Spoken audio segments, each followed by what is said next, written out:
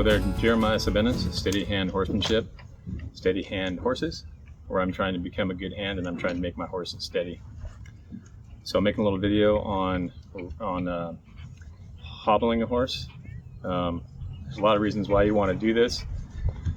You know, the first reason, of course, is traditional, where you're going out and working cattle and there's nowhere to tie your horse to, or you're spending the night somewhere where there's no trees, and you know, how you can tie your horse, so you get to hobble them so they don't run off and take off on you. But you know, I'm not going to do that. I think it's really important to teach a horse to give to their feet. So one of the reasons why is because, you know, my wife's horse always gets into trouble. It was out in the pasture. There was a garden in the pasture that was fenced off with chicken wire. Horse broke through the chicken wire, went into the tomatoes, and the tomato plants had those conical wire, put both feet inside of two different ones, don't know how, stood there. So in the morning when we went to feed, it was just standing there calm as can be, and we were able to get get him out of it, have him give to the foot, pull him off. Another friend of mine, horse was loose, turned it out into a pasture that was unfamiliar. There was high grass, and didn't know that there was some leftover 2-wire. Fortunately, it wasn't barbed wire, but it was the twisted smooth wire, and got his feet all tangled up in that and really wrecked himself. So, this is an important thing to be able to teach your horse to give to a rope. So that's my purpose. I'm never going to leave my horse unsupervised, hobbled up, but it's likely that I'll be roping one time and I'll get tangled up in the rope. I want my horse to stop and relax. Wait for me to get him out of trouble. So that's the whole goal for me. So I have some tools here. First one is a rope halter. This is a soft cotton rope. I'll be playing around with him with this. I'll also show you some video when I first start him. Very important when you're working with a rope, you've got to be able to be ambidextrous and use 2 hands. So if I have it in my right hand, these coils naturally come out of my left. If I switch and I'm using my left hand to tug on the rope, I turn the rope over so that the coils come out of my left hand or my right hand if I get in trouble. You don't want to just go straight across, because then the coils have nowhere to go but wrap your hand up. So you got to be ambidextrous. You got to be able to turn the coils over. So the rope I'm using today to rope his feet is not a knot rope. It can come all the way down to a tiny little loop. But I'm using a Honda that is a quick release Honda. So it'll never stay tight. It's designed to give, so that if I ever get into a tight spot, I can just kind of shake it down. He can run out of it. So let's get started. Okay, so here we go with putting the rope around his pastern. I'm just going to make a little trap and ask him to step back into it. And this is actually the second step. First step is roping their hind feet, freely when he's in the arena. You'll notice I have a halter on him, and that's just to help me control him. I can easily back him into a trap. That's good. I can just pick up his foot and put the rope around his pastern. Nothing wrong with that. I just decided to back him up. So the halter is on him. Sometimes the horse will run by you. If he does that, I can untrack him, and keep him safe, keep myself safe, not get him tangled up in this rope. And also, I'm always in a round pen, the first times I do this. If you have a halter on, you're probably okay to go into, an arena or, whatever you're comfortable with. But, I've dropped the rope before, so I want to make sure that it's going to be somewhere really nice and safe the first few times I do this. So the other reason why lead rope is helpful is, you can see him looking around. But when I'm pulling on the rope that's connected to his foot, not on the lead rope. So I'd like to see myself have the coils in my right hand with the lead rope, and have the rope around his pastern in my left hand, because you'll notice when I'm pulling now, I'm pulling a little bit on the lead rope, so it's kind of cheating a little bit. It's also distracting a little bit to him. So But anyway, the goal is to get him to follow this lead. I want him to put that foot forward. So right now I'm giving him tiny releases. When he takes a big step, I give him a big release. But I just need him to follow the feel of the pressure and put that foot where the rope is leading him. Eventually, I want to be able to lead him around and do groundwork with him with a rope around his front foot. I want him to be able to go by me and come back to me. I want him to be able to step out to the side when I put the rope to the side. But right now, it all starts with when I pull, will you follow that feel? And he did that really well. I was a little late on that one, but he's still following this really well. Pay attention, buddy. So I'm going to give him just a little bit of a tug, put that foot forward. He's trying to pull it back, which I don't want. This is typically what they do. He's stronger than I am, so I'm just going to brace against him a little bit. And I'm not putting that much pressure until he comes forward, and then I release all the pressure on him and love on him and say, "You're a genius, buddy. I'm so glad I bought you. You're so smart." So that time I'm not even trying really, and he's following this feel already. And again, every time he moves, I'm releasing.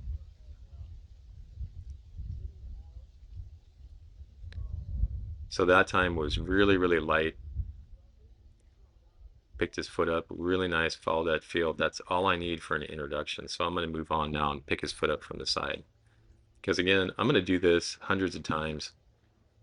That may be a slight exaggeration. I'm going to do this every time I do groundwork. And then I'm going to do refresher courses, as he progresses. So now all I need to do is pick that foot up. The main thing about this, I'm going to put one hand on his withers, put my right hand, I think, on his withers, and my left hand is going to be picking up the rope. And you'll see I'm getting my knees out of the way. So I'm just getting myself situated and remembering where I need to be here. So if he paws forward, which they will do sometimes, just not out of anger or anything, it's like they're swatting a fly or something or stamping their foot because they're uncertain and they swing it forward. You don't want to be anywhere in front of them, and you don't want to have your knees anywhere facing them because they can swing out and kind of like swing wide and get you. So notice I have my knees, facing forward, totally out of the way, but he's picking up pretty good here, and I'm not going to do too much more than this. Every time he picks up, I release. Eventually, I want to be able to hang off of that rope on his foot and feel totally relaxed, like it's nothing. And I want to be balanced on his other three legs and have the leg with the rope just completely up. But for today, that's all I need. I just needed to introduce the idea that when I put pressure straight up, that means pick your foot up. When I put pressure forward, that means follow that feel and come forward. So we'll go over to the other side now. Check that out.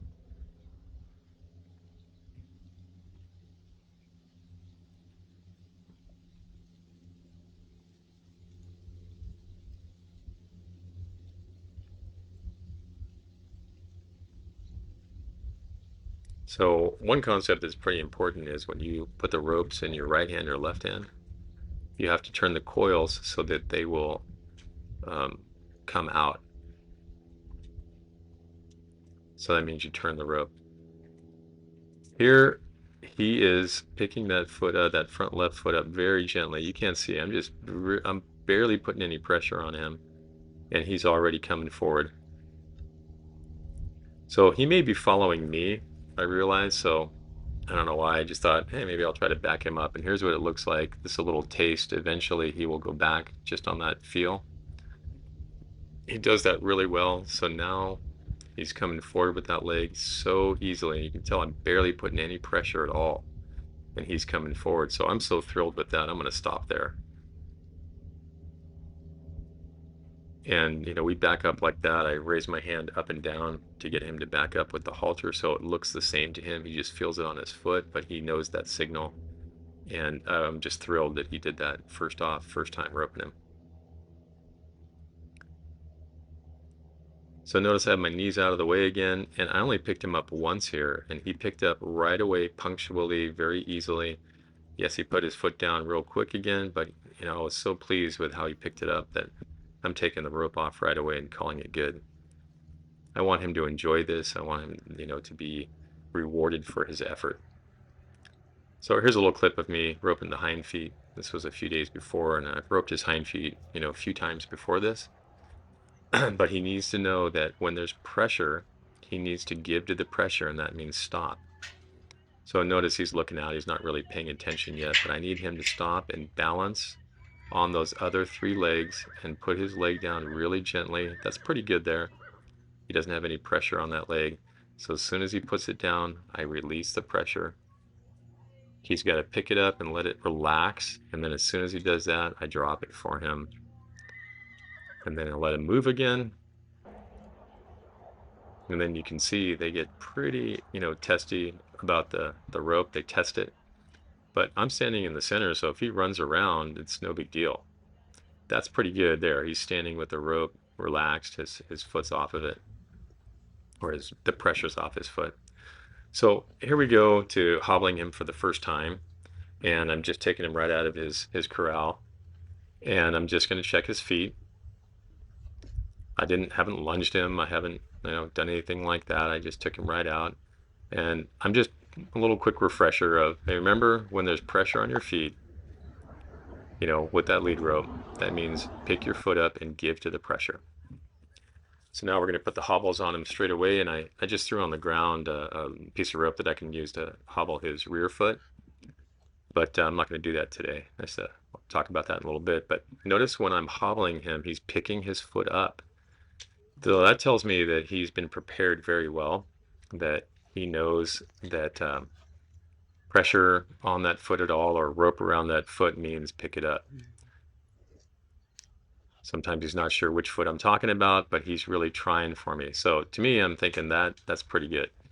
If they seem nervous, uncomfortable, they're backing up, like right there, he's backing up. So I'm not finishing tying it.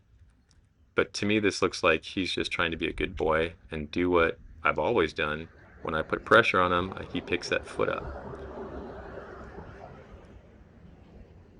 So you got to ask yourself the question, what's he looking like? What's he thinking? What's he feeling? Does he feel comfortable? Is he just exploring, or is he getting himself worked up? If he is, abort, abandon the mission, go back to roping his feet. He's not fully prepared. So there you saw me tugging on his foot to the outside. This is a very important ritual.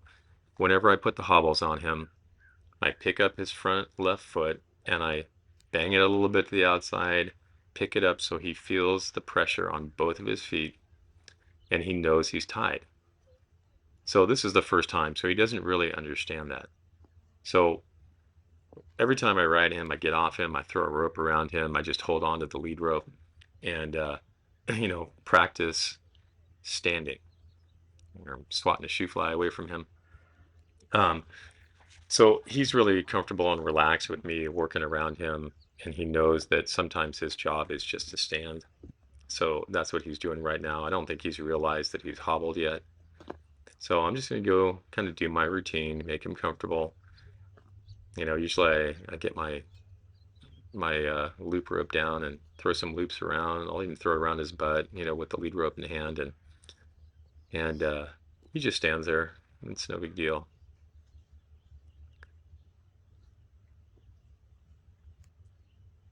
So horses can still move. They can hop with their front feet, bring their hind feet up, hop with their front feet. So true cowboys, they'll put a rope or a hobble around one of the hind feet, tie it to the front legs so that they cannot move the front feet out. It kind of limits them. It bangs against it. But I don't need to do that. I'm never going to hobble him when I'm not supervising him. I'm never going to go roping out in a big pasture and have to, run away and do something and leave him unattended or leave him for the night out somewhere where there's no trees to tie him to. So I'm not going to worry about that now. I'm going to let him have some freedom. He's going to test this at some point, you'll see. but I'm always going to stay fairly close to him, definitely within eye shot.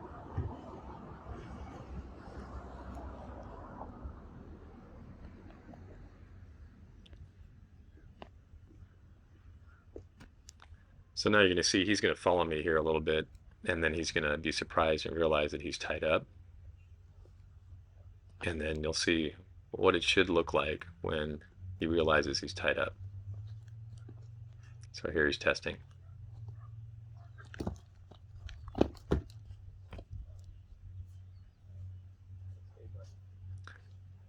So you see him licking, and he got it down around his pastern, so I'm going to put it back up around his cannon bone here.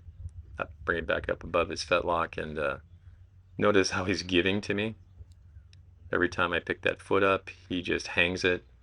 That's because I've literally hundreds of times picked his foot up, with a rope around his foot. He knows every time he feels that, he just picks it up and relaxes, and everything's okay. So that tells me I've prepared him fairly well. He's figuring this out.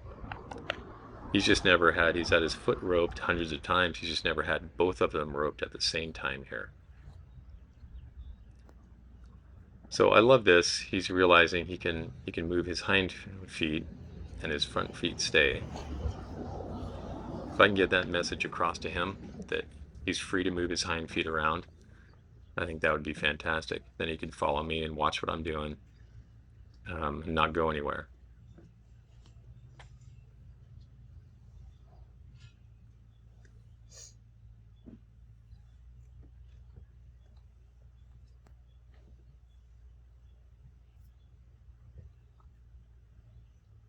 Kind of looks like a wet puppy.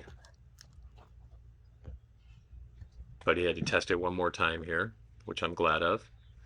And I'm not going to push it. I'm not going to let him go to the point past his patience and make him have a temper tantrum. So that was great to me. He tested it, and then he gave to the hobbles. And he looks relaxed. He doesn't look concerned. I'm still around, but he looks a little bit like he's in trouble. He's testing right here. I think that's fantastic. He's going to try backing up. That's not too easy.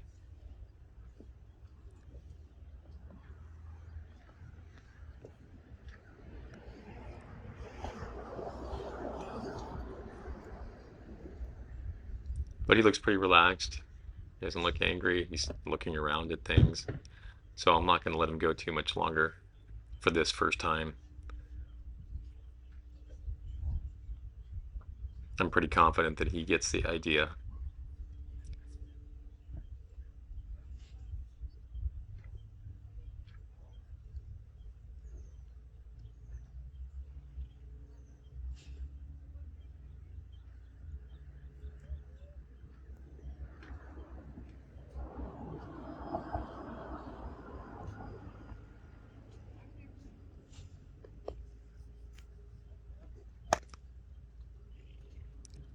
So to me, that's enough.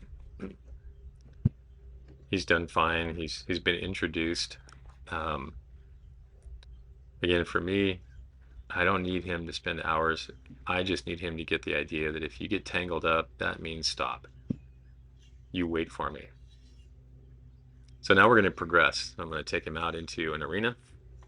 There's a little more room, but I trust that he's going to be perfectly fine and safe.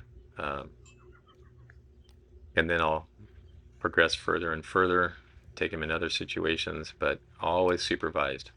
So here again, I'm going to talk about how you release them. I want him to think that he does not move until I give him the signal, which is I'm going to pick his foot up, move it out to the outside, show him he's no longer hobbled, he's free, and then I'm going to step him to the side. I don't want him, when we're doing this exercise, at any time, even after the exercise, to think he can go forward. So now we'll go in the arena, and I have him hobbled here already. I've ridden him. He was in a pretty relaxed state of mind. Nobody's around. There's not a lot of chaos around. Not that he'd really care anyway, but I'm just doing the normal routine. Typically, after I ride him, I'll make him stand for at least a minute or two. I don't want him to get barn sour, so I'll usually take my rope down. I'll hold the lead rope in one hand and my coils with my coils, and then throw the rope around just for a minute or two because I want him to know that until I take him away, his job is going to be sometimes just to stand and be relaxed. So he's pretty relaxed here. And this is the next level of progression. Take him into a bigger setting. And if this is only the second time I've hobbled him, if it didn't go well the first time, I would have done it several more times, in a round pen where it's a little safer. Um, definitely always supervised and around him. But he's a pretty calm horse, off the track thoroughbred. Um, so here's another point that I think is pretty important. I have the hobbles off him now. I'm gonna put my rope up, and you'll notice he is standing with those front feet stock still. Even though this is only the second time, he is getting into a habit that he does not move until I release him. And again, that release is I'm going to pick up that front left foot. I'm going to move it around to show him that he's no longer tied. And then I'm going to step him to the side. Super important because this is perfect. I don't want him to take the hobbles off and move. And then also, these hobbles are helping me to teach him a halt, to teach him how to just stand and be patient. So now I'm going to pick him up, show him that he's free, step across to the side.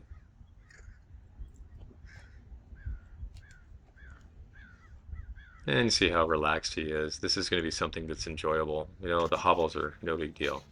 So now I'm progressing to being in the arena with other people around. It's some people I know, I trust them. I have told them I'm hobbling. I'm kind of in the corner of the arena here, with room on the fence line. So in case he takes a couple of steps or gets a little spooked, he has a little room to go. But they're just going to walk around, not come too close. They're just going to do their thing and ride and give me a third of the arena. And so he can just get the idea that no matter what's going on, I could be at a show. Probably won't even ever have him hobbled at a show, but when I ask you to stand, you stand calmly. And then later on, we'll go out somewhere, and I'll hobble him, and then I'll stay real close. We'll gradually progress him little by little. But that's all there is to it.